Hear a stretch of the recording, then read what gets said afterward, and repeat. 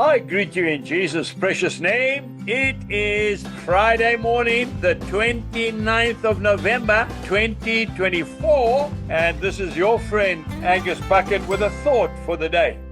We start off in the book of Genesis, chapter 32, and I'm reading from verse 25. He touched the socket of his hip, and the socket of Jacob's hip was out of joint as he wrestled with him. Then we go down to verse 31. The sun rose on him. He had been wrestling with God all night, and he limped on his hip. Therefore, to this day, the children of Israel do not eat the muscle that shrank, which is on the hip socket, because he touched the socket of Jacob's hip in the muscle that shrank. A touch from God, a touch from the angel. Then we go to the second book of Corinthians, chapter 12, verse 9. And Jesus says, my grace is sufficient for you, for my strength is made perfect in weakness. Maybe today as I'm talking to you, you are saying, Lord, where are you? Lord, you promised to heal me, and I've not yet been healed. Folks, I want to say to you that I have prayed for many people. I have seen many signs, wonders, and miracles, many. But there are some people that God touches, and he leaves them in that situation for a reason. I want to tell you that Jacob was a changed man from the day he started to walk with a limp. Always follow a man who walks with a limp.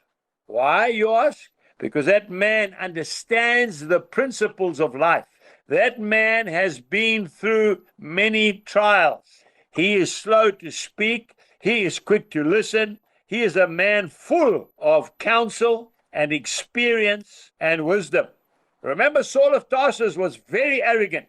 He was on his way to kill the Christians in Damascus, and the Lord knocked him off his horse, and when he recovered, he was stone blind. And he never, I don't believe, I might be wrong, he never fully regained his sight. You'll see in many of the letters, he says, look, I signed this letter with my own handwriting, big handwriting. He talks about eyes, but I want to tell you, spiritually, Paul became a giant in the faith. Do not be afraid when you get a touch from God, because sometimes it's there to strengthen us spiritually. Trust the Lord for your total healing, of course. But what is total healing? For me, total healing is to know him more. The same Paul said, oh, that I might know him and the power of his resurrection and the fellowship of his sufferings, being conformed to his death. Today, let us not be afraid of the angel that will touch us, because it will only bring us closer to God.